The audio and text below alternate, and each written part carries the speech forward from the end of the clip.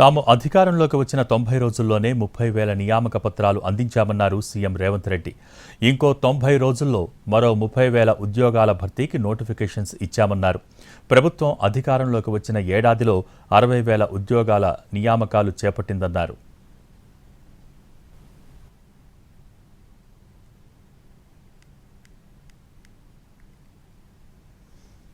30,000 ఉద్యోగాలు 90 రోజుల్లో నియామక పత్రాలు ఇవ్వడమే కాదు, ఇంకొక 90 రోజుల్లో ఇంకొక 30,000 ఉద్యోగాలకి వాళ్ళ నోటిఫికేషన్లు ఇచ్చినాం.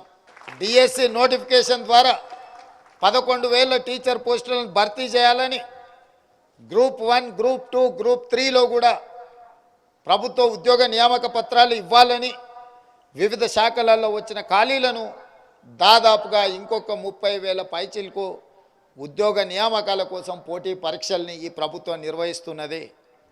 అంటే ఈ ప్రభుత్వం అధికారంలోకి వచ్చి సంవత్సరం తిరగకముందే 60,000 పైచిలకు ప్రభుత్వ ఉద్యోగ నియామకాలు అందించడం ద్వారా మా చిత్తశుద్ధిని నిరూపించుకొని నిరుద్యోగ యువకులకు ఈ ప్రభుత్వం పట్ల నమ్మకం, విశ్వాసం కల్పించి రాష్ట్ర ప్రభుత్వంలో ఏర్పడే ప్రతి ఖాళీని జాబ్ క్యాలెండర్ ద్వారా మీకు ఉద్యోగాలు అందించాలన్నదే మా ప్రభుత్వం యొక్క లక్ష్యం.